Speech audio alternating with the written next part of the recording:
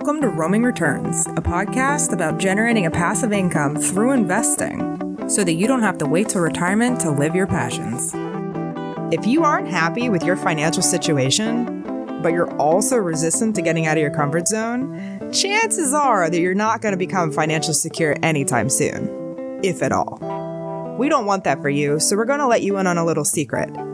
Where you are now is the direct result of what you've been doing.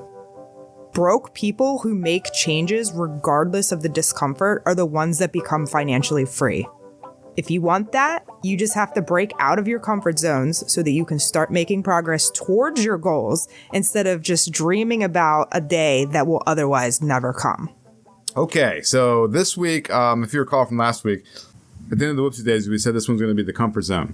And I think this is super meaningful, not just in the investing realm, but like in life as a whole. But like we'll try to reel it into the investing realm so it doesn't seem like it's a out of place video.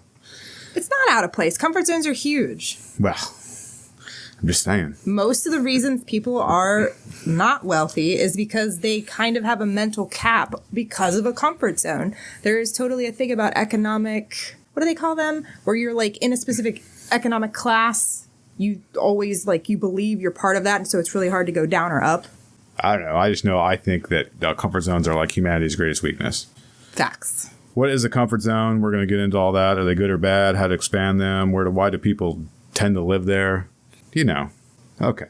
So what exactly is a comfort zone? Well, a comfort zone, according to Wikipedia and numerous other sources, if you just type in comfort zones on Google, it'll just shoot out a bunch of stuff. It's a familiar psychological state where people are at ease and they perceive that they are in control of their environment, experiencing low levels of anxiety and stress. Perceive being the key word here. So to sum that up in a nutshell, it's whenever you basically stay where you're at because you don't want to have to experience any anxiety or stress.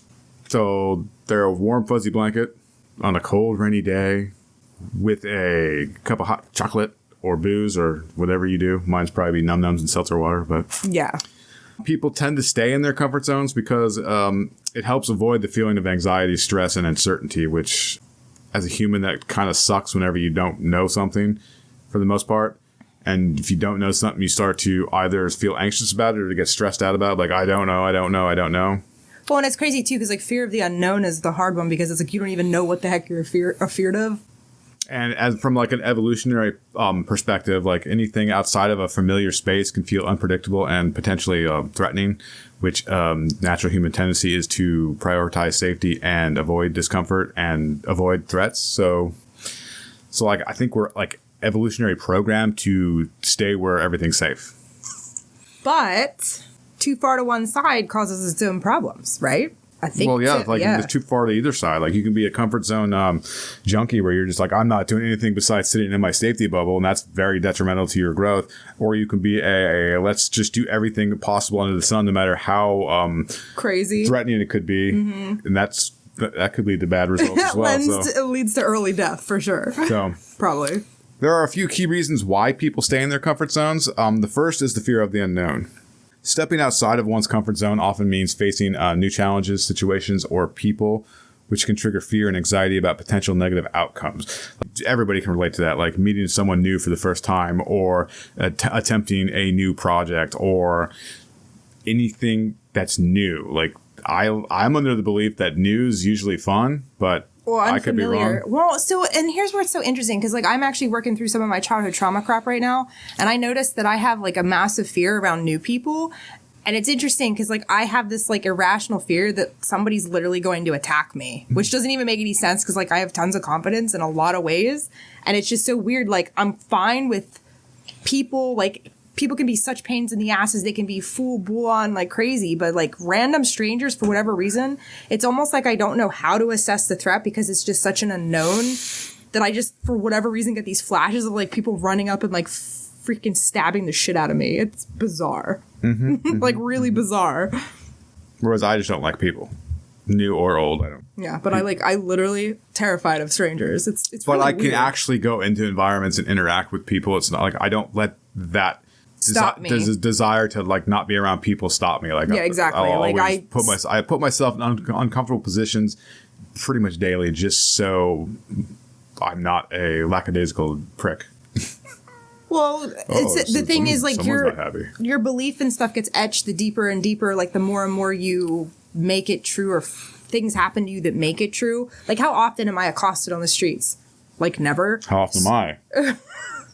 Somebody's hitting you up to buy weed all the time. That's not because like when else. we walk, my eyes are like I'm judging and like he assesses threats, analyzing my environment. So I'm looking around, looking at people, and like once they see eye contact, they're like, "Oh my god, this guy wants to talk to me." So they'll start talking to me about anything. Whereas she looks straight at the ground. I literally am like, I walk up to people or I get near them and I like literally down to the like away. She looks straight at the ground. And people don't communicate or whatever. I've realized, like, if you do that, people don't engage you, don't acknowledge you. Although at the same time, if like an aggressor comes up, they see that as like a submissive behavior, so they will actually like see you as a weaker thing that they can easily take down. So I actually started consciously like domineering and doing like the head slightly tilted down. I've read into body language a while back, and like I started applying concepts of this, and like people literally will cross the street to get away from me. It's kind of hilarious, actually. Yeah. And like the more I do that, though, I'm like, okay, so what the hell is this fear about? It's just bizarre. But that, like, again, the fear of the unknown applies to many things. Facets of. And when it comes to your finances, everyday life, but like when we're like in investing, like when it comes to like being scared of like trying like a bullet share or closing the fund or buying a bond or something like that, it's stupid. Like, there's no reason why something that tiny should be causing you Well, stress. I would think the fear of the unknown, more from the financial perspective here, would be something like the world coming to an end, or like the currency literally going belly up. Like, my brother talks about that all the time, where like they're so afraid, and that's a lot of some of the people, or excuse me, that is some of the people's mentality with the whole gold hoarding situation and some of the cryptocurrency realm, is because they don't consider like American dollars or currency a strong currency. Well, that ties to not right be into afraid. the second reason that people stay in their comfort zones, which is desire for stability. Like, familiar routines and environments provide a sense of control and stability, making people hesitant to disrupt that predictability. Mm-hmm. So, like, using dollars your whole life, that's a stable, stress-free thing to use. It's something you've always known. Bitcoin is scary. It's scary. A bit different than using dollars. It's not stable. It's very volatile. It's all over the place. I can see the hesitancy with it. If it's something new and outside your comfort zone and you don't understand it, the hesitancy, it makes a lot of sense. But like anybody can apply that to anything. So the second point, the desire for stability, is if you're a control freak, like, you're probably not going to be interested in the stock market. Deep-seated in your comfort zones because you're so worried about controlling every facet of your life. And that's that you can't thrive or succeed that way. Yeah, but the thing is, if you actually sit back and you are one of those people... But it can feel like you're thriving and succeeding because you don't have any stress, but you're actually not thriving and succeeding. You're just status quo. Actually, I find most people who have that like need for control, they actually feel more and more out of control because it's so hard to control the world that is constantly changing, evolving, moving. It actually causes more stress and like fear, because it's like the opposite. I don't know. It's interesting because I know a couple of people that are really fear-based, and it's like, wow. Like, so you got the fear of the unknown, then you have the desire for stability. Those are two of them. The third one is self-doubt. And I know like 90% of the population suffers from this. Like, it's lack of confidence in one's ability to handle new situations can lead them to stay within the confines of their comfort zone where success feels more guaranteed. Like, there's a lot of people that fall into that third category because, like, a lot of people don't have what I have. I'm just like, YOLO, who cares? Let's see what happens. Well, I think you and I think the reason we get along so much and have more confidence, I think, than a lot of people we run into is just because part of my thought process is, okay, if I have no experience in this, of course I'm going to have self-doubt. And the only way to actually feel more comfortable and feel more confident is to actually try it. It's either to try it or, like, watch somebody else research do it. Or we do a research, watch somebody else do it. Crap ton of reading. I read so much in a week. I'm reading like 6 to 7 books at a time. But I don't read books. Books are whatever. I do the book thing. They make movies, so I can watch the movie. Tim does what he does. I do like the psychological components. I like to read about the psychology of humans. I do a lot of finance and investing reading, obviously. But mine's mainly articles or blog posts or websites, and then I'll if it's something super awesome, I'll like look at the footnotes and I'll go to where they got the source from. But for the most part, educating yourself is the quickest way to actually build up your confidence. Yep, because it actually brings the unknown into the more certainty realm, or at least the understanding realm. So if there's an area of your life where you're feeling, ooh, that's icky, we'll start reading about it and like start educating about it yourself. And start watching other people do stuff with it, because the more you see it, you're like actually in a safety zone because you're watching them do it, but you're watching them go through motions, which actually helps you. But fourth one is negative self-talk. This kind of ties into self-doubt. Internal narratives that focus on potential failures or negative consequences can discourage people from taking risk and venturing outside their comfort zone. So like if you lack confidence in a situation, you begin to start talking yourself out of it. Like I can't, like investing, you can lose all your money. So you have the self-doubt because you're afraid of investing. Once you're afraid of something, you start talking yourself out of it. And that's where negative self-talk comes into it. It etches that belief, and it etches that in as reality. And that's like one of the major disruptors, is to literally just either ignore that self-doubt talk or to like literally force consciously the opposite and be like, well, what am I actually afraid of? The part that I find humorous about the negative self-talk is there are millions of people that succeed in like investing or writing or vlogging or photography, and people will still see that there's so many people that succeed at it, but they'll be like, I can't do it. So there's something wrong with it. It's not real. So they'll actually talk themselves out of something that so many other people have already succeeded at, so that it can be successful. It's just you talk yourself out of it with negative self-doubt because you'd rather not venture outside your comfort zone and take risks. Well, and this is very, very, very parallel to like the money scripts, aka beliefs, like all that's rooted in your beliefs. Because if you see something that contradicts a belief you already have, you just automatically assume that there's either witchcraft or they have something that you're missing and it's not possible, or like just something else is going on, or like you'll never get that because your economic situation or your parents, or you have some skill set that's lacking, whatever. Like that's what happens with negative self-talk. Like it's affirming those beliefs that are keeping you where you're at. So like those four, in my opinion, they're pretty easy to actually overcome: the fear of the unknown, desire for stability, self-doubt, and negative self-talk. The fifth one is the one I think probably hangs up more people than any of the other four, and that's past experiences. Negative experiences in the past can actually create a fear of repeating those situations, leading to avoidance behaviors and staying within the familiar. Like once you've, like, say you invested like 10 years ago and you lost like 20 grand, that pain from that experience will trump everything. Yep, it's because the burn on the hot stove. Oh my God, I lost money in the market before, so I'm not going to invest. It's because there's a primal aspect of us that like when we get burned really hard, really intense amounts of pain, it etches a do not do that thing into our into our programming. Like that's a really hard and fast habit formation. Because like the thing about forming habits, they say it's like 21 times, but if it's a really significant incident that really messes you up, like burning yourself on a stove, or when Tim peed on an electric fence and got super, super jacked. Funny story. I grew up on a farm in the middle of nowhere, and I had my sister wasn't born until I was 7.5, 8 years old, and I had no friends because we lived in the middle of nowhere. So like I would find fun shit to do outside, and I came across one of our neighbors had an electric fence to keep the cattle or the horses in. I was like, well, I wonder what happened. So I peed on it, and I shocked the crap out of my dick. So that past experience has led me to not pee on any electric fences. But that's the thing. Like if you have something that burns you so hard, that automatically becomes a very deep entrenched habit. So like stock market losses is a huge one for people in the finance realm. Huge. It's probably where they get the problem with cryptocurrency as well, because like they probably did invest in crypto. But it was some coin towards the end of whenever they're like everyone else was already in right it. Before the winter happened. So they got into it at the top, and like it went down. They lost a shit ton of money, and they're like, oh my God. And I will say, guys, like when we moved my entire IRA retirement account over into the crypto thing, my portfolio went down like, I think it was 90%. It was like between 70 and 90%. And I was like, well, I could have freaked out, pulled out, had none of my money left. But I was like, I'm in this for the 30-year thing because I'm going to be penalized if I withdraw any of this money. So I was like, screw it. Let's see what happened. I truly believe the digital currency is the future. So my point of view was literally just that as long as I actually am at 50% of my value in 30 years, because it was an employer matching situation, I only really put 50% of that money in. So I was like, even if I'm there, I'm basically break even. I was like, let's see what happens. Trust me, it was hard to stomach, like seeing that number be down as low as it was. But again, you only lose when you sell.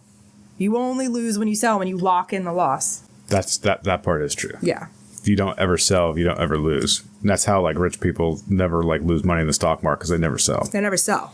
And 10-year increments, like the stock market always goes up. So basically, if you look at those 5 we just discussed, you see that evolution has created a species of sissies. We're a bunch of sissies. Humans are sissies. It's sissy pants. Like, oh my God, oh, the unknown, oh, past pain and trauma, oh, I can't do this. So it's like, so basically we focus on what's easiest to do, and what's easiest to do is just do nothing. What makes us feel warm and fuzzy. Yeah, warm, fuzzy, easy, ostrich head in the sand, whatever. So I'm not saying there's like that comfort zones are all bad. No, they definitely have their time. And so and place. I actually had to like research this to like find the pros well, and that's the of thing. staying in a comfort zone. Yeah, we talked and about I before. actually found a Walden University paper that actually discussed the pros and cons of comfort zones. So yeah, with every habit from a human perspective, there's always benefits to it, but it's the key is balancing and not being on one extreme for your whole life. Right. So like one of the pros of staying in your comfort zone is you're drawing on experience. You're not actually expanding your experience at all, but you're drawing on your past experiences. And when you choose to stay in your comfort zone, you are participating in activities that are familiar to you. You're performing tasks that you've completed repeatedly, probably in the past, and actually have a pretty decent track record of success. So this actually allows you to draw on experience you've gained from past performances in areas you undoubtedly know very well. I would think that that's actually so like ego boosting. If you invested like in 2021, right after the virus that makes people sick happened, and you rode that whole bull market up, you have a past experiences of having a good time in the market. You're probably more apt to keep investing in the stock market than had you invested, say, in 2019 or 2008, where like you invested and then it went down, and you're like, yes. Oh my God, shell shocked. Yes. So that's all. The market's all on timing to like for your good and bad experiences. Absolutely, everything's on timing. And if you don't understand the whole picture of something and you get in at the wrong time or the wrong situation, or there's like a little nuance you like don't know about, that's when, you know, you hit landmines and stuff. And if you don't, I guess, have the stomach or the wherewithal or the like willpower of what am I missing? I see other people having success. What the heck did I miss? Like, that's basically how we've essentially become successful. Like, we refused to accept that the stock market is bad inherently. We're like, what are we missing? What did we screw up on? Like, what do we need to combine? What do we use? Like, for me personally, one of the biggest benefits of mistakes is their learning experiences, and we'll get into that later in this long bullet point listed crap I have to go over. But your learning experiences from the stock market do suck, because if you lose money, then you don't have any capital to actually try again. We've been through that quite a few times. Yeah. So the second pro of staying in a comfort zone is you're actually more confident. You can be more confident. Let me rephrase that. New experiences, they can cause pause and trepidation and fear and all that crap. But if you keep in one's comfort zone, it probably will inspire confidence and it'll eliminate anxiety because you've succeeded in the past on a task, and that'll promote self-assurance, addressing similar undertakings in the future. But where that's kind of flawed is that's basically taking for granted that everything that you've done up to this point will be carry on from this point on. Yes, that's failing to consider that like the world isn't changing out from under you. So say you worked at a job and you made $1,000 every 2 weeks, and you actually budgeted for your $1,000, and you're doing awesome with your budget. You always have like a couple $100 left over at the end of the month that you can invest, and you just keep doing that. You're basically staying stuck in this current moment in time where you're making $1,000 and everything costs what it costs, and inflation. That's not the truth. Yeah, the world's always in flux. So like this is I understand having confidence from succeeding in things. That's good. But at the same time, like failing to look at things change, reality? Yeah. things change like all the time is going to set you up for a very bad experience, which then will lead this confidence boosting moment in your life to be in one of those painful experiences that you're like, oh my God. Well, and that's what we talked about in a couple of the episodes where we covered crypto, we covered AI, we covered like technology advancements. If you are not paying attention, you're going to end up like the taxi drivers that got pushed out by Uber. You're going to end up like taxi drivers that got pushed out by autonomous cabs. I was just going to say, I'm sorry, you're going to be the taxi drivers that got pushed out by Uber, and then if you don't change, you're going to be the Uber drivers that got pushed out by self-driving cabs. Well, I was just going to say truck drivers with this whole autonomous driving vehicles. Like, if you literally just went to school for a crap ton of time, or you've been a truck driver for the longest amount of time and think you're immune, or you're stuck in this overconfidence because everybody's always going to need truck drivers. If they can do it faster, better, cheaper with like robots, you're going to be waking up one day and be like, what the hell happened? So the third pro is you minimize risk whenever you tackle for familiar tasks in your comfort zone. You basically become innately or consciously, it could be consciously or unconsciously, I don't know. You actually become aware of the risk and know how to avoid them and navigate them. Familiar activities tend to be less risky than the unknown ones. That's true so if the world was in a vacuum and nothing ever changed, this would be perfect. Your comfort zone would be perfect. Yeah, you'd be fine. The world's not in a vacuum. There's nothing in your life that's in a vacuum. I can't even think of I'm trying to think of an example, and I guess unless you live like in a assisted living facility or something where everything's the same every day, or like a prison. It's the same every day, except in prison they probably try to shank you, and that's probably bad. You can minimize risk, but then that's, again, point 2, that's assuming that the world's not changing. Yeah. At some point, if you stay in a comfort zone doing the same thing over and over and over, that risk that you're minimizing and avoiding is actually going to actually come up and become a risk that you're failing to acknowledge, and then you'll actually fail to address, and then you'll lose or you'll That happens fail. a lot with health, actually.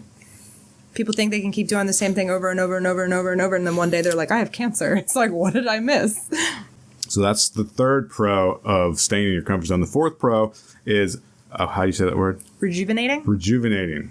Yeah, I swear to God, I'm an English-speaking American, but there's some words like that. I was going to say. I really sometimes think rejuvenating. Rejuvenating? Rejuvenating. After you've pushed yourself outside of your typical boundaries, returning to your comfort zone can help you invigorate. Oh, there's another big one. Reinvigorate. And psychologically recuperate. Jesus, did I write this? You must have been in super brainiac mode because there's a lot of big words in there. Can help you reinvigorate and psychologically recuperate before returning to more anxiety-inducing and uncertain situations. Okay, basically, what it's saying is if you do take a step outside of your comfort zone and you say, oh my God, this is scary, if you go back to what you know, it actually helps you stay calm, lower your stress because you're, okay, I have no more anxiety because I'm back to what I know and what feels good. Yeah. So it can be rejuvenating. Rejuvenating. But at the same Vaginas. I'm at the same time, I don't think that's a huge pro, but that's what they said. So whatever. Oh, so this is literally just from the study. I'm not so sure I'd put these on there myself. Okay, what's the last one, Tim? The fifth one is you expend less energy for routine tasks. That is a factual statement. I will give him this one. I use that a lot because I am like, yes. my personality Hard type J. is I like to save energy and then I use it sparingly. I don't know if he's a hard J. My dad's a hard J. So if say we're going to go hiking, I won't do anything for the day before. I'll just accumulate energy so we can go hiking for 12 hours. He has to be able to keep up with me because I'm like an energy. But if you're doing activities that are in your comfort zone, chances are you can complete it quickly and easily without too much forethought or planning. This ease actually frees up more time and mental energy for addressing challenging work if you so choose to. Yeah, and honestly, that's actually how I was doing a lot of my learning when I was still working for Dad, mowing and stuff. Was just because the landscaping and the mowing just became so repetitive because I've been doing it since I was way younger. It's been 11, 12, 13 years at this point, maybe even more. No, it's got to be way more than that. 20 or 30. Yeah. Your dad's owned his business for 30 years. So I know, but I'm saying recent pattern stuff, but it became so monotonous that I could literally learn audiobook stuff while I was mowing. So it became a second nature. She didn't even have to think about how to ride the big mower because it was all reflex. And even different property, automatic reflexes, muscle reflex or whatever it is. Literally same pattern. So this is actually true. This is one reason that comfort zones are nice because you can actually save up energy. But that can actually cause risk because if you're have you ever literally didn't remember driving home, but you weren't drunk or screwed up or anything? You literally went into a habit. All the time. Yeah, I know, right? I know, right? But that can be dangerous, when I drove out to New Mexico, happens. for example, I went out in July. I don't remember from Oklahoma to most of New Mexico. I don't remember any of it. I put an audiobook on, I had the headphones. I put an audiobook on, and I don't remember 1,000 miles of the trip. I couldn't tell you what happened, if there was traffic, nothing.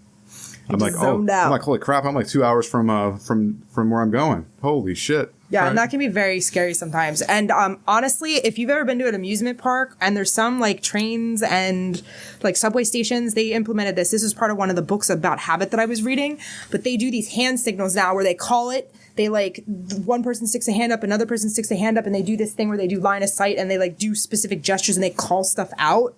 it's a way to keep people conscious to not like skip steps of like the safety protocols, and it can actually save people's lives. I don't know if you noticed that at Hershey Park when we were there, but like they literally implemented that because it's like an additional safety thing. I remember everything about Hershey Park. Okay. I'm just saying, like, they've implemented things because there's something about like you had garlic. Repetitive tasks. It become mind numbing, and you don't pay attention when something's out of the norm. You just like think and see like everything's fine. Okay. That's all the pros. Pros, do they outweigh the cons? We'll see. According to Walden University, again, the cons of staying in your comfort zone, the first one's holding you back. If you stay in a comfort zone too long, it makes you complacent. If you don't complacency. Perform activities that somewhat scare or challenge you, you can miss out on growth opportunities. In physics, Isaac Newton's first law of motion dictates that a body at rest will remain at rest unless other outside forces act on it. And a body in motion will remain in motion unless acted upon by outside forces. So translated that to your comfort zones, you can't make progress by keeping still. So if your goal is not to progress, you're fine. But if you want to This is basic science, man. Yeah. But if you want to actually have better finances, have wealth, and you're not in a wealthy state now, like you have to step outside of your comfort zone. Change something. You have to change something. Yeah, okay. And usually the thing that you feel the most comfortable in and fearful about changing is probably your biggest leverage point. But complacency is like the downfall of humans, just so you know. Funny story. This is going to sound absolutely ridiculous. For whatever reason, I'm so triggered by complacency. When I was working at the government, they would do Thai Friday every week. And it was like the third or fourth week in, I literally had a panic attack. I was like, oh my God. I can't. I was like, I can't buy Thai food. I was like, this is too much repetitiveness of the same exact thing. And I am becoming reliant upon this. I was like, this is bad. And my boss was just like, it's just fucking Thai food. And I was like, no, it's the freaking point. It's the principle. I was like, this is screwing something up. And I freaked out. And he was like, what is wrong with you? And I'm just like, I don't know. Just how I process. Like, I can't. And I know a lot of times that sabotages me. I really struggle with routines. And that's something I'm working on this year. Again, anything too far out of like the balance zone is not a good thing. Cool. Funny story. Thai food. Trigger. Thai food's a trigger now. The second con is no risk, no reward. I mean, obviously, it's an overused catchphrase, but nothing ventured, nothing gained. But that's if you don't try something new, you won't succeed at anything new. You were guaranteed the same thing if you don't try something different. So normally, big rewards come to those willing to take risks, even if they aren't large risks. What's that about? We take crazy risks. All the time. Okay. I don't think they're crazy. Yeah, I don't either. They're calculated. Some of them are a little... But yeah, like if you don't attempt anything new, you're never going to get anything new. Well, it's the Einstein thing. The definition of insanity is doing the same thing over and over again and expecting a different result. That's the exact same concept. So that actually applies to like your physical being as well. If you don't try anything new, you're not going to learn any new skills, which is the third con. If you only work on current strength, you neglect the chance to develop new skills. In taking on risk, you work on new skills and spend time improving relative weaknesses. Like, so I'm a firm believer that you should always strive to fix your weaknesses. Even if it's a little minute task like not smoking a cigarette for a day or not drinking for a week. Just anything, even if it's a small little goal, like you have to improve on your weaknesses or you're just... I actually feel completely different about that. And let me explain. Because you're never going to be strong if you're weak and like... I think we're all programmed to be strong in certain areas and weak in other areas. And I think if you use the Pareto principle, like if you spend 80% of your effort putting it into your weaknesses that you may not be destined to ever be good at, you're going to create suffering, pain, all sorts of crap and not get very much progress. But if you funnel that energy into the stuff you're really good at, you can enhance and grow substantially in that area. So when I'm talking about change and learning new skills, it just means accelerating the areas that you're already kind of geared to being naturally. Yeah, I don't agree with her at all on that. So those are two completely different opinions here. So it depends on, so if Tim thinks weaknesses are bad, he's going to focus on those. I tend to put more energy into the things like I'm interested in because I get more bang for my buck. And then I find people who are good at the stuff that I suck at and I really have no interest in doing to cover my blind spots. But it's like a workaround. See, she uses people I don't. I'd rather try to know as much as possible so I don't have to interact with people. Who's trying to know more than me? Oh, it's always been me. Tim apparently can't keep up with my ridiculous, voracious reading. You have the physical stuff. Oh, that too. You have the physical stuff. Street smarts. But like mentally, I'm always trying to learn everything. I mean, I like to learn a lot too, but it has to have practical application or I don't care. Okay, the fourth con is missing the opportunity to make your comfort zone bigger. Now, this is a huge one. One of the most compelling reasons to push outside of your usual boundaries is to stretch your comfort zone. Like if you think your comfort zone is a circle, and outside your circle there's something that you're uncomfortable with, if you can actually master this or become unafraid of this, you can expand your circle to include that. So you've actually expanded your comfort zone. You've pushed your horizons, you've expanded your ceilings, you've made yourself more flexible. So when you take risks and embrace some discomfort and doubt and succeed, you not only improve your overall skill set, but you boost your confidence. By boosting your confidence, you've actually expanded your comfort zone.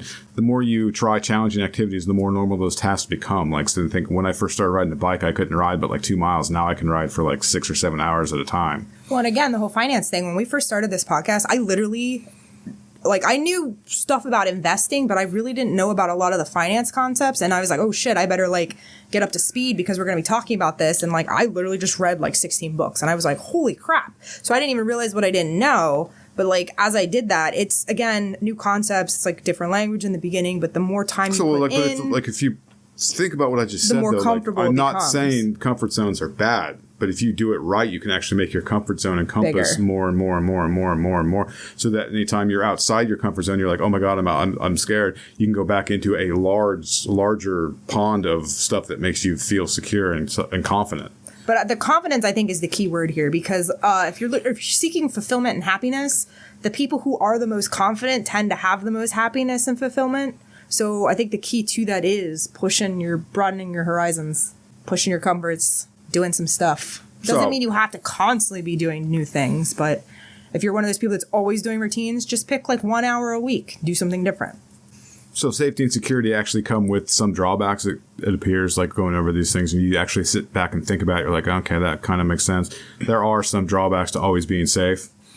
To me personally, like part of being alive is you should grow and flourish and learn and expand everything and just always be pushing yourself to be the best that you can be. And if you sit on your ass all the time, you're not pushing yourself to be the best you can be. You're just pushing yourself to be early death. And we are both like freedom oriented. So like the opposite of that tends to be the safety. So like we tend to have very negative views of like safety for safety's sake. Because to me, it's like a fallacy because you aren't really aware of what's going on around. You're closing yourself off. So all that if you think about it, it brings up to the question of how does one expand their comfort zone, and then it would be how does one know that it's time to consider expanding the comfort zone, and then how would you expand it? I did those backwards, but if you find yourself agreeing with any of the following points, it might be time to consider expanding your comfort zone. This is how I feel all the time. These points here, like if these points resonate with you, that means you're probably in a comfort zone type of situation and you'd have to break your routine. Yes. Routine. Okay, you feel stuck or unfulfilled. Feeling stagnant and frustrated can be signs you are feeling limited in your comfort zone. A lack of enthusiasm or excitement for daily activities signals you need to explore new opportunities and seek new experiences. I feel like that like literally every day. Well, I know. Time to expand. I know. That's why I'm always like The second one is you are bored with your routine. You may be bored by the monotony of your daily routines. If you find yourself going through the motions without a sense of purpose or passion, it may be time to introduce a variety and challenge into your life. That's a you one. Yeah. Yeah. Tim has a boredom issue. Always, yeah. Always. The third one is if you are you are reflecting on regrets. So this is, like I've mentioned this before, like regrets is probably one of the worst words in the human language. Missed chances and opportunities can be a powerful source of motivation for change. Use these reflections as inspiration to try something different. If you have regrets about anything, you've fucked up and you need to address that. But that doesn't mean you failed if you do something different now to get rid of the regret. That is an opportunity. I did tell the story about my grandpa, right? Go ahead. Do it again. What episode was that? My grandpa, he died last year, but like one of the things he told me when I was a teenager is you don't want you don't want to get to my age and have regrets. So live your life however you want so that when you get to be my age, you have no regrets. That means you've lived a good life, basically. And there's a book written by a chick, I think from Australia, the top 5 regrets of the dying. She worked with like a lot of people in hospice and she basically saw the same themes over and over and over again.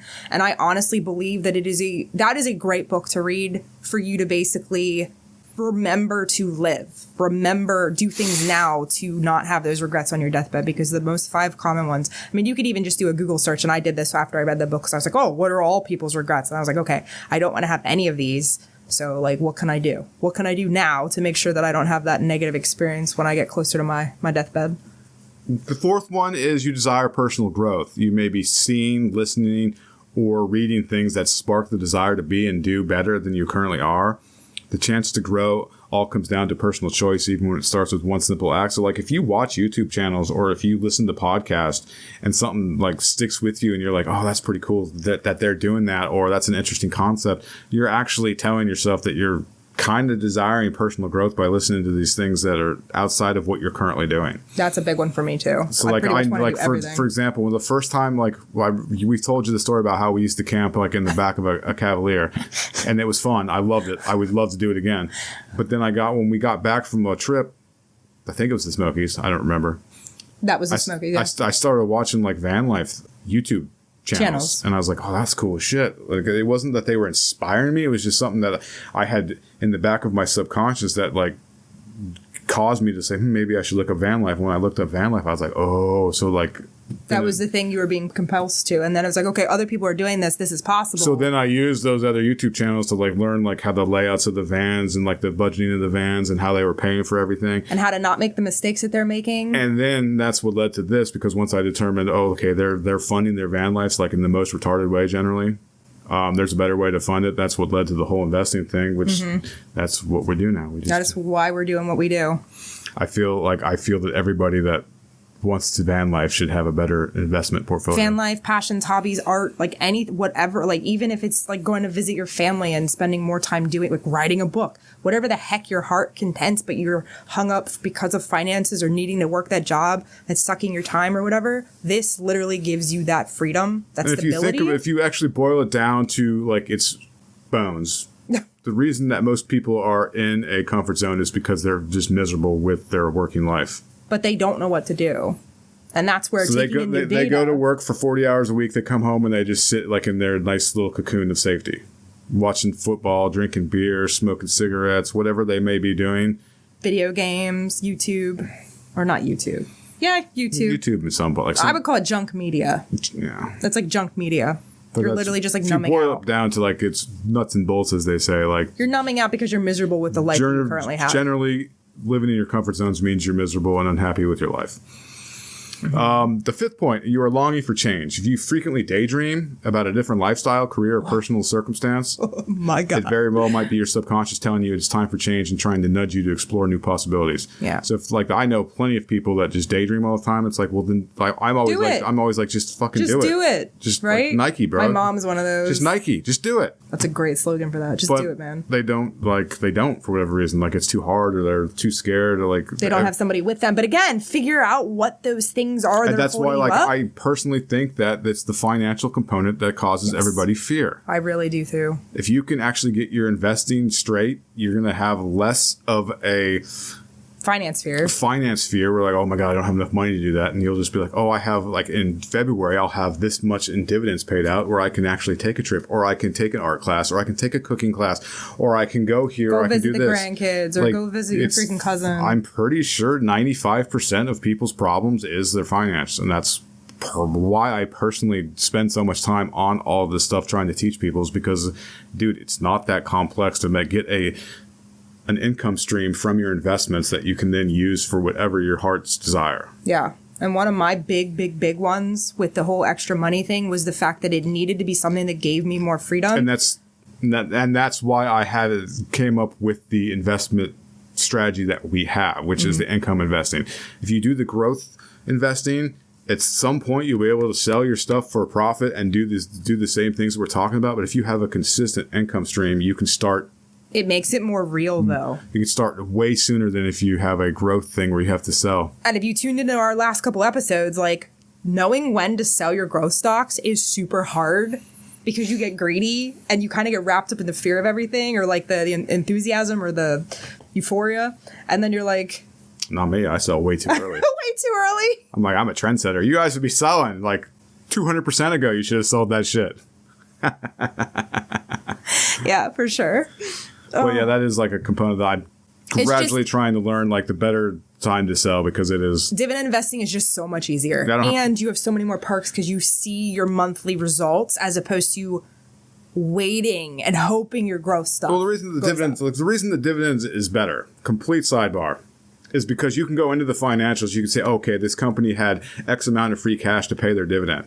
They have this much less. That means they're not going to be able to pay their dividend. If this trajectory continues, they're not going to be able to pay their dividend in like 3 quarters. So that's a sign. That's a red flag. That's safety. A sign to say, oh, maybe I should start taking profits in this particular investment. So it makes selling so much easier because it like everything is there for you to like, because they have to pay out, or because they're paying out, they don't have to, but because they're paying out X% of their money to their shareholders.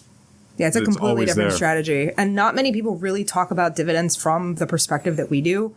Like if you guys bounce around with other investing stuff, like you'll see, like this is, to me, it's the best. It's titties. It's the best investing because it actually allows you to live the life that you want to live far sooner. That was my key. And with more clarity. Like if you are of fear of the unknown, like if you're getting $1,500 or $2,000 a month and it's coming in month after month after month after month, it's going to set up not a fear of the unknown. It's going to set up a good comfort zone, right? It's like something you can expect from your portfolio. So it actually, in a way, could be considered a comfort zone. Point number 6. Sidebar over. Point number 6. You notice negative patterns. When you find yourself caught in repetitive negative patterns or facing the same challenges without resolution, it could be a sign that your current approach or environment is limiting. Avoiding opportunities and challenges because of fear is a huge problem in this step. So, like, I would say this again and again. If you feel fear and anxiety, that usually means something needs to change. It is your body, like awareness system, telling you something needs to change. So like at the end, let's say like the 30th of every month, you have like a pit in the bottom of your stomach because it's bill time.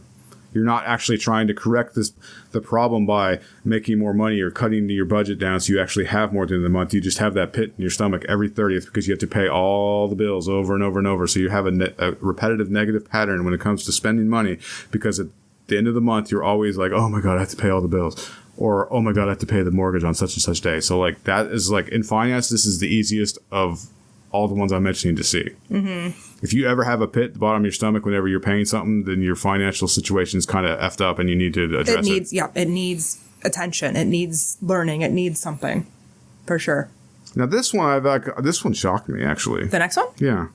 Number 7, you receive feedback from others. You could be receiving feedback from friends, family, and colleagues who see your potential and are trying to encourage you to explore passions and try new things. Ooh. There could be growing pains if you try, but there's also the chance for unforeseen joy and personal fulfillment. Like other people could come up and say, hey, you're really good at dancing or cooking or drawing. I have found most people don't actually recognize their strengths or like the things that they're innately good at, or they like brush them off or assume other people are good at them. I can't tell you how many of my friends I've literally been like, hey, I see you're really good at this. Like, I feel like you're wasting your life. There's so much opportunity for you. Like, what are you doing? The only one that I can think of is like your friends and your family saying I have a deep voice that's good for like talking. For you. Yeah, that was like, I never heard that. And I was like, what? Nobody's ever told you that? No. Tim's voice is mad sexy, guys. Like, we had an idea of making just an app where Tim was just reading, like, really boring crap, like, I don't know, TV manuals or, like, whatever. Or, like, maybe even romance novels, since people get into the whole, what I'm saying, if people actually take the time and expand their comfort zone a little bit to actually give you feedback about what you are good at, that you should be listening consciously and subconsciously, be like, oh, okay, so I'm And good honestly, if you ask people what your strongest qualities or your strongest strengths or like what they think you'd be good at, they'll tell you. Just ask them. I went both ways and I was like, okay, what are my best qualities and what are the things you think I suck at? Because it's also good to know your weaknesses too. Because again, if you're spending all of your time in the things you suck at, you just free up your time to go focus on the stuff you're good at. But not everybody is comfortable with like that negative I'm criticism. actually really good at this. If people ask me questions, I'm very honest. Yeah, absolutely. You want to talk to somebody who's going to be honest. You don't want to talk to somebody who's just going to tell you what they think you want to hear. Like, what do you think of that? I'm like, that looks like crap. I love it. I'm not one of those chicks that's like putting on a dress and I'm like, Tim, do I look fat in this dress? He'll be like, yes. Yeah, you look chunky. This last one is super huge. Like, this is the way that the body tells you that the brain needs to start listening.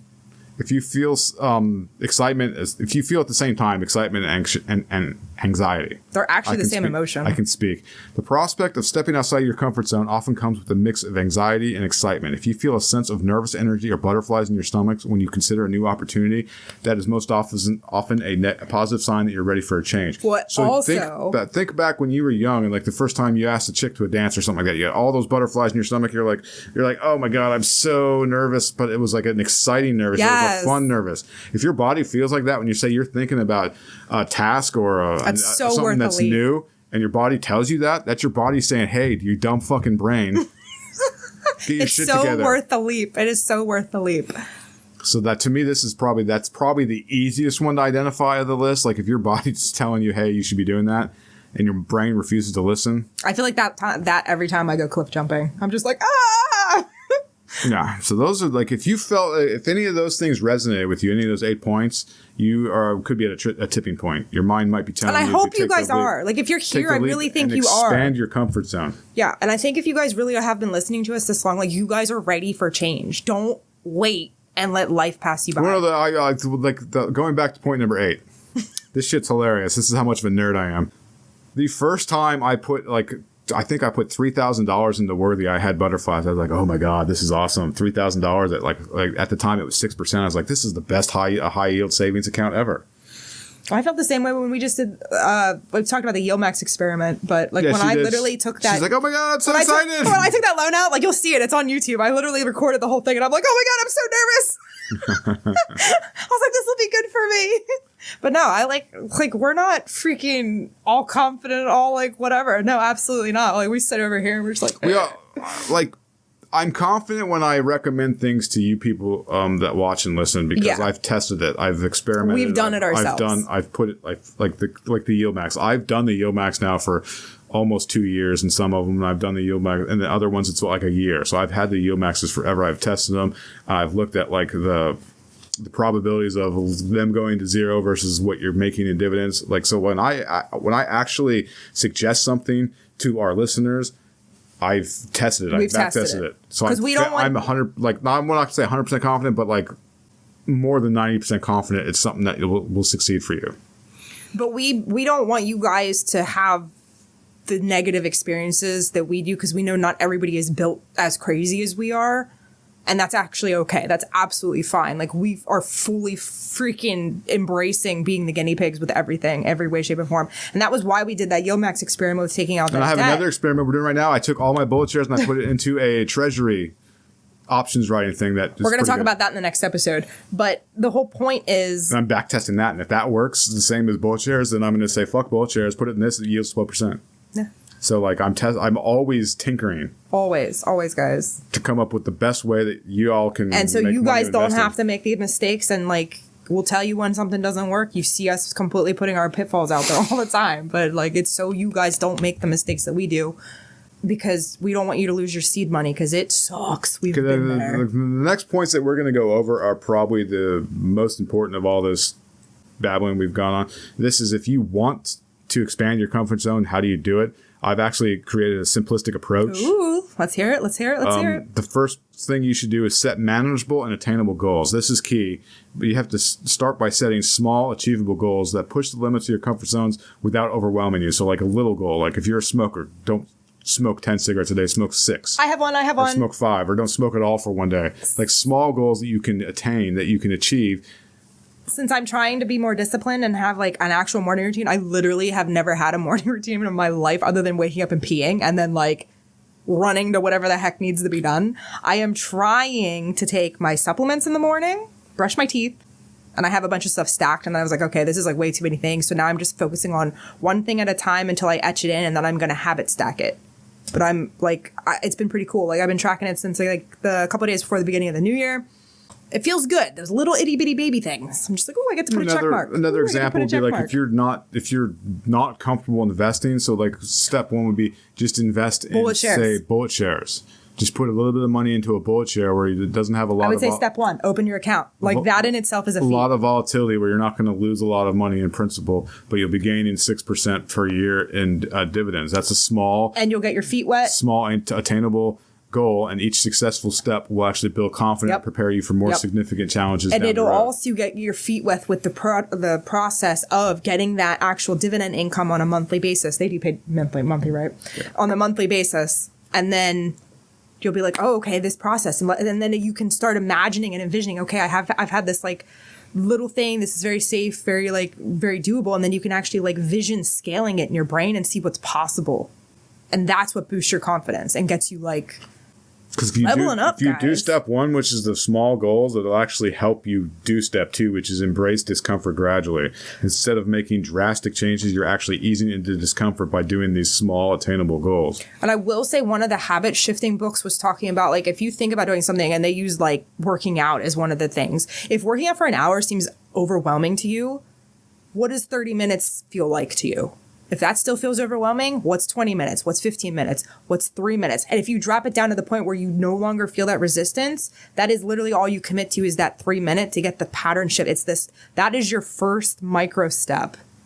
And then that you can build from that. So use that with finance, the same thing. If you want to save up, I don't know, what's the normal goal? $1 million, which is completely ludicrous if you use our strategy. So if you break that down to the 240. It should be $1,000 emergency fund. Yeah. Okay. So you're $1,000 emergency fund. You're not going to like freaking scramble, spaz yourself out and try to hit that 1,000 all in one big whoop.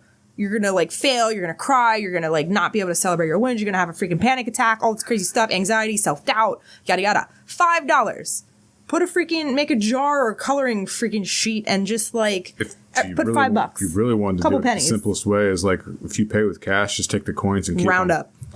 Or keep your coins. I keep our change, and like you get like hundreds of dollars in change without even knowing about it. But you also, some savings accounts will let you do like the account roll up. So every time you pay for something, say it's 60 cents, it rounds up that 40 and sticks it in an account. I know Worthy does that. If you say like if you have a Worthy account and like you go to like they say the grocery store and you spend $86.70, they'll actually round it up to 87. They'll take 30 cents and apply it to your next $10 bond, Worthy bond, and then they'll invest at 7% right so now. Once that hits $10, you'll get another bond without even having to input any more money in. Automatic is a huge way to freaking. So step 2 is embrace discomfort gradually. Yep. Gradually is way better than gradual exposure to new experiences helps your mind and body adjust, making it more likely for you to embrace challenges willingly. That's the key word there is willingly. Like if you do it gradually, you should at some point become, I want to do this. I want to do this. I want to do this. The problem... It's because of those small wins, and those small wins are what etch that in. The problem that this will happen to a portion of the population, I'm included in this. The trouble is that sometimes fear and excitement are practically the same feeling. So if you have an addictive personality, it's sometimes very hard to be gradual about anything because you can't differentiate that from fear and anxiety and happiness and enthusiasm.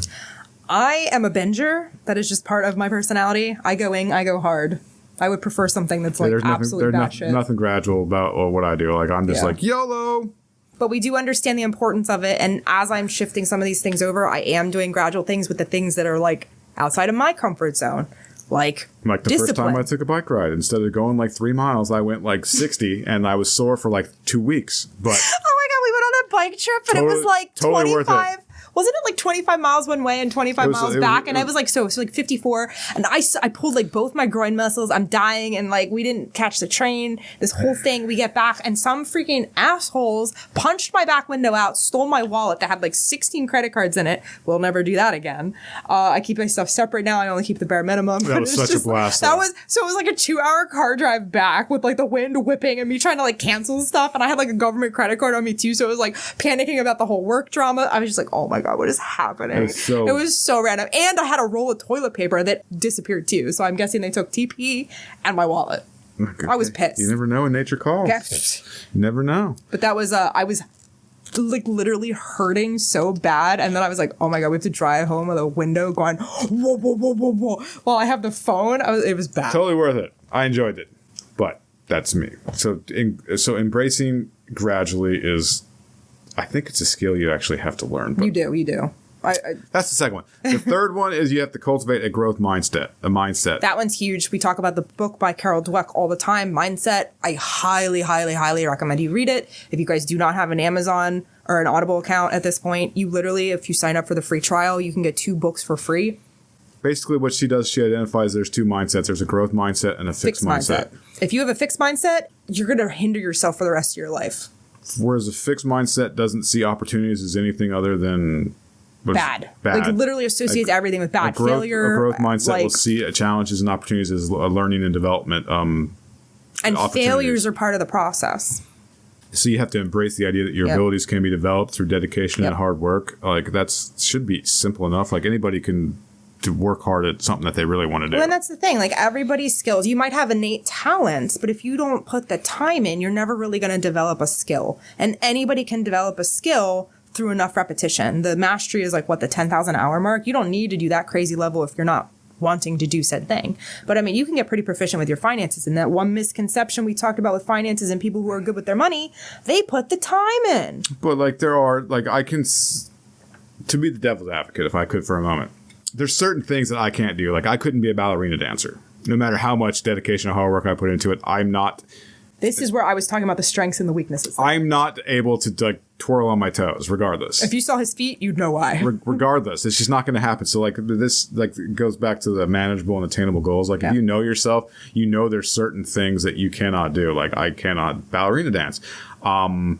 I guess maybe roller skating, but I'm not really good at it. He sucks really bad. But like, I'm assuming with enough hard work, I could maybe roller skate around the rink. But do you want to, is the question. It hurts. Are you wanting to put the work in? Do you really want that? If I can get like the padded suits, if I fall down, it doesn't hurt. Because what hurts is when you fall on that hard-ass floor. But I'm saying, do you crave it enough to put that effort in? No, but skiing I do. So skiing and roller skating to me are the same thing.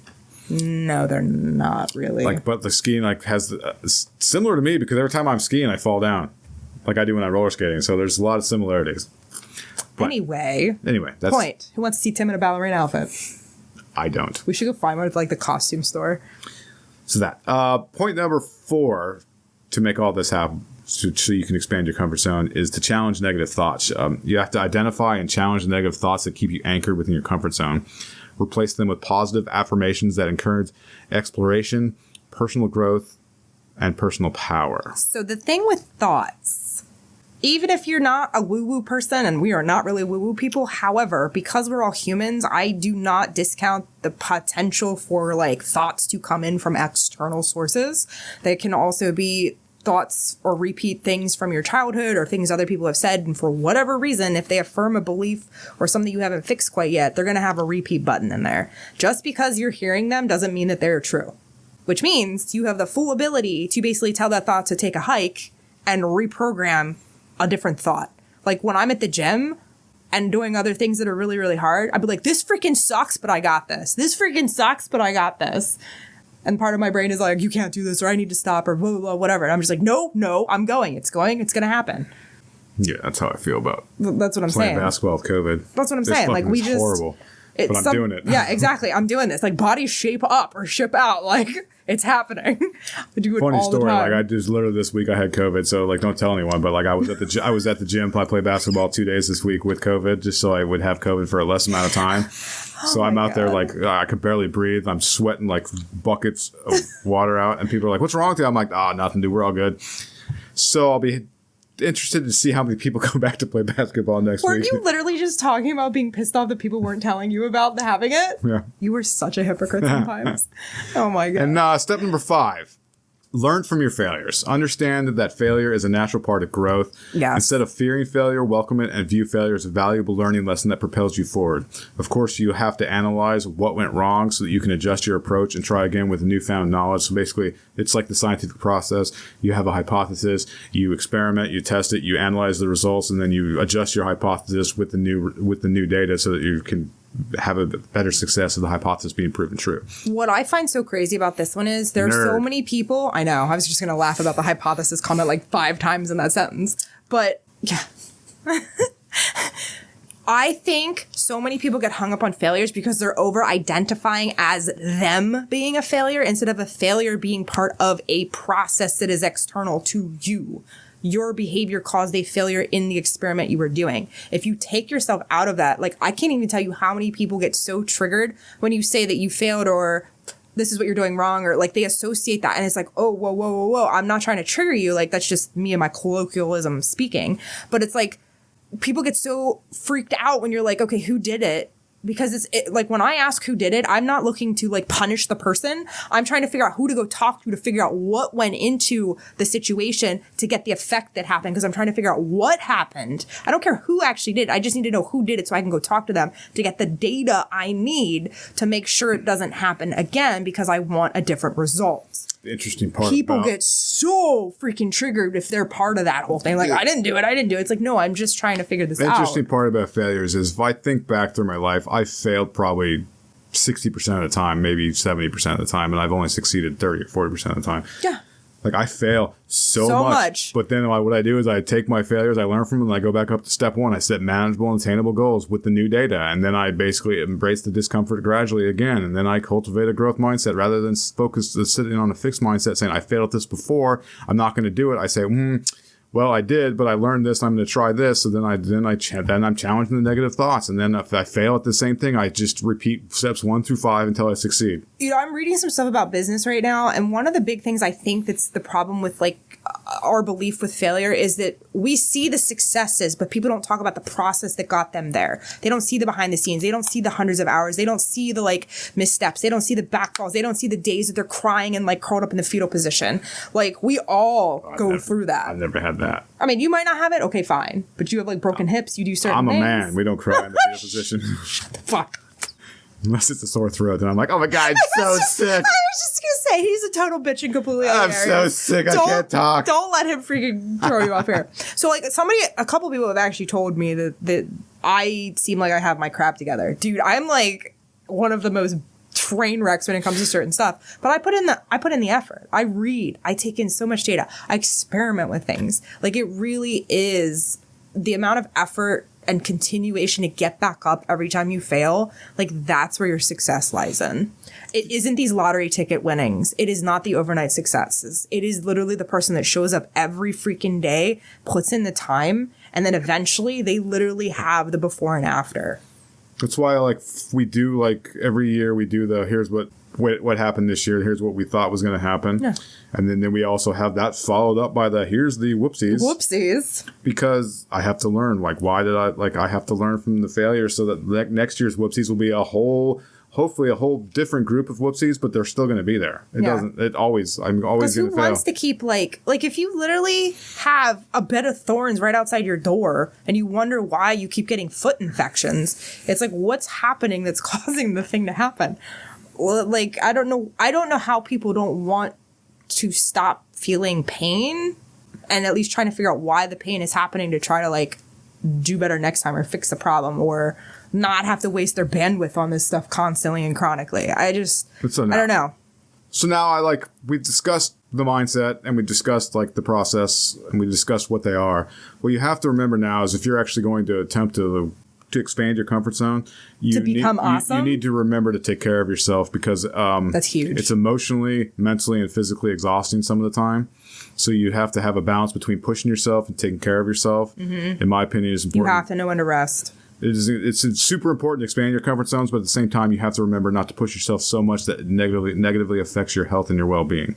So while you're attempting to expand your comfort zones, you have to remember to get enough sleep, eat good meals, keep your body and mind fed, exercise to keep your body active, make time for rest breaks, which is something that he's really good at this. I am not. You have to rest periodically, 20 minutes, half an hour a day, so you can recharge your mind and soul. You have to set. They say you're supposed to take 10 minutes for every 50. So set realistic goals and remember that these will change over time. So that their goals aren't set in stone. They're going to. You should always be moving once you reach your goal because you should always be pushing your horizons a little bit more, a little bit more, a little bit more. Because once you actually start achieving your goals, you're going to feel so much fulfillment and happiness because the hardship is actually what gives you the fulfillment. And most people don't realize that. If you do it yourself as opposed to somebody else doing it for you, it's so satisfying. You have to know your limits. By this, I mean, we were just saying, I'm not a ballerina dancer, but say you're preparing to run a marathon, but you haven't ran more than a few blocks in the past few years. Well, obviously your body's going to be limited and you can't run a marathon at the beginning. So you have to know your limits and actually set realistic goals. Okay, I'm going to run half a mile. Then once you succeed at the half a mile, then you say, okay, now I'm going to run a mile. But I find that really hard if you've actually been in shape before, because this is where I'm at right now. I used to freaking lift weights and do all sorts of crazy stuff, and now it's like I feel like handicapped because I've been focusing on like reading and learning and all this other crap the last few years. And I'm at the point now where it's like I just want to go hard. So every time I work out, I like can't walk for 3 days, trying to break it down into manageable steps where I don't hurt myself or overdo it and then get pissed off and then give up because it's like I'm not where I used to be. That can be detrimental. And so you should also have a journal so you can reflect daily and you can take stock of what you accomplished that day. You should jot it down. Like today I wanted to do this and here's what happened. Journaling is one of the keystone habits for like habit shifting discipline. Like it's one of those ones that like domino effects to all different areas, because awareness, just like budgeting, awareness via journaling can give you so much insight on stuff that's like not conscious to you. Like driving home and having no clue how you got there. We go on repeat because it's conserving resources. But when you journal, you realize so much stuff, and then you can make tweaks. Like it gives you your subjective blueprint or your like specific. So on top of like getting enough sleep and exercise and then getting rest and everything, you should also remember to seek joy whenever it brings you joy. So you're going to endure a shit ton of trauma. So it's really important to like for me, I love hiking. I love hiking and biking. So anytime I do something that's traumatizing, I'll go for a ride or I'll take a hike or I'll go play basketball. Like they bring me joy. Take a hike. So like that, you have to remember to do that. And the last one is this is the one that people overlook the most. And if I could put it in the capital letters, always celebrate your achievements. And like break them into tinier milestones. You keep getting those endorphins, those like dopamine hits from the tiny micro things. Like that's how you build that's how you get to success. And we're not saying goal. Like say your objective is to lose weight. You don't celebrate your 2-pound loss by eating a cake. No, but you win. Make your celebrations make sense. It's like, you love getting your nails done. I'm not going to smoke a cigarette for a day, and then you smoke like 4 packs after skipping a day. That's kind of defeating the purpose. So don't do that. Yeah, that's like undoing your actual results. But if you love getting your nails done and you're trying to lose weight and you like actually hit like your week, you stayed on target for that week instead of waiting until you hit your huge goal of 30 pounds, whatever the heck ended up being like, say, your pound a week. Get your nails done and then like set another thing, because then you're affirming that new positive behavior with something you love and you're rewarding yourself. I mean, it could be. One of the things I didn't put into this list was meditate, and I do believe like there's a large portion of the population can benefit from meditation. Like if you are in a situation where you're getting a lot of trauma from trying to expand your comfort zones, it might help to meditate so that you can like slow your body down and you can center your mind. So I would like to ask you what you consider meditation, because this is one of the things I have had the biggest like resistance to is meditating, and I think it was because of the lack of awareness or understandness. Well, smash of what it actually is. In this particular instance, it's like say I was trying to expand my comfort zone to encompass like giving a speech. Like so if I and working my way up to like giving a speech to a group of people, I would actually meditate to the point to like calm myself down. Like it's a calming mechanism where I can think about whatever calms me. Like if it's waterfalls, if it's butterflies, whatever. But I also at the same time while meditating, I'm doing a mental projection of here's what the room's going to look like. So it's like a 2-parter thing for me. Like I have a relaxation side, but then I have the goal I'm trying to achieve side. So that's not technically the definition of meditation. Well, that's how I meditate. That's why I asked. But however you need to do it, like, so what Tim is explaining is basically visualizing your end goal being worth the thing you're trying to accomplish, and then actually practicing like stress relieving mechanism, which is the breathing, the calming of the emotions. It's going through like a process to basically get your hormones like wrapped in. Meditation in the traditional sense can definitely do that, but so can like just breathing exercises. So if you can't quiet your thoughts, which is... Well, it's the perfect way to actually make sure that you're resting is to like take 20 minutes and just tune everything out and focus on whatever makes you calm and serene. Yeah, I would call that a stress mode. But the way my brain works is I'm not allowed to just be calm and serene. Like if I'm tackling a problem, it's always going to be on my mind. Yep. So like I have to split it down the middle, and like half my brain's focused on fixing the problem, the other half's focused on calming down. I really have a hard time clearing my mind, so that's why meditation is very struggling. But I like going on walks, and there's like walking meditation, or I just sometimes if I'm stuck on something that's causing me stress, I like to learn, so I'll literally just flip to a different topic or something I enjoy, or like a fiction book. So whatever it is to you, just make sure you do it. Something that you have to take care of yourself while doing expanding your comfort zone is going to it's going to shock your world. So it's huge, guys. It's going to be amazing. So I hope you do it because it's totally worth it. Like, you become fearless, and being fearless is awesome. Well, I don't know if fearless is the right thing. Fearless is awesome. I don't care. Well, no, I think Negative Nancy. No, it's not about being fearless. It's about learning to basically, like, embrace your fears or overcome your fears. Because it's like, I can fully admit I'm terrified of water. I'm scared of spiders, so we go see spiders all the time. And clowns. Clowns are the other we should have had a clown in the background. And clowns, I'm petrified of clowns too, but I'm always like walking up to them. Like, it's weird if you know the personality thing. Like, my personality type is not one to do these type of things, but like if I'm scared of something, I just embrace it head on. Like, clown, okay, let's go to a circus. Spiders, let's go to like a museum that has spiders. Because you're trying to actually overcome the fear. And then, like, the deep water thing. Fear is illogical to me. Yeah, so, like, we were down in Summersville Lake down in West Virginia for this one thing, and they have a bunch of different cliff jumping things. There's, like, a 20-footer, a 40-footer, a 60-footer. There's, like, a 100-footer. And I jumped off one, jumped off the other. And, like, I struggle with swimming because I had issues when I was a kid with my ears and stuff, so my head fills up still. But, like, I'm handicapped. I, like, doggy paddle. Like, I'm terrible at swimming. Tim can just sit and float. I've never seen anybody in my entire life that literally can sit in an L position and just literally float. I hate you so much because I feel like I'm drowning. But I also freak out because I can't see what the hell's going on in the deep water. So I can't, like, assess threat. So it's like a combo effect. So I'm, like, tweaked out. So instead of just, like, swimming. And it's not because I'm fat. I can do it no matter what my weight is. Yeah, when he was younger. But instead of just, like, swimming in the water or, like, learning to swim or whatever, I was just like, you know what? I'm just going to up the ante. I'm going to, like, add even bigger fear. So I ended up jumping off the 60-footer, which I actually didn't enjoy. But I did it anyway. I overcame that fear. And then, like, I literally was like, oh, my God, I can't swim. Like, I hurt my foot when I landed. Like, this thing. So I just did the 40. And I was at 60. I didn't have shoes on, so I couldn't do the 60. But the 40 was no problem. I just walked up and jumped off. Yeah. Like, who cares? Like, if you die, you die. But I did figure out that I think if I just get better at swimming in general and figure out what the hell's going on with my ears, like, I'm going to overcome the water thing at some point. The problem with swimming is you can only do it, like, outside. Like, you can't indoor swimming. It has chlorine. I hate chlorine pools. So that's the other problem I have. And then my ears are my other big, like, Achilles heel. So that is the comfort zones. I hope that it helps. So what's next week? Bullet shares. Oh, bullet shares. Yeah, I just wrote that up. You'll see why when we do it, but you're going to want to tune in for that because it's a segue. It's an alternative to the high interest savings account and the stock market, and it pays way more than a high yield savings account outside of the stock market. So we're going to go into detail on that. And I know people like bullet shares. They like the idea of having their money make 6 to 7% with like minimal volatility, risk. Yeah. Minimal risk. So I've did a deep dive into the bullet shares, what they are, how they work, why they're good, how I use them personally. I use them differently than other people. We have a completely different strategy than the bullet shares company who made these things, and we think that our strategy is way cooler than what they're talking about. So tune in for next week's thing. Have a good week.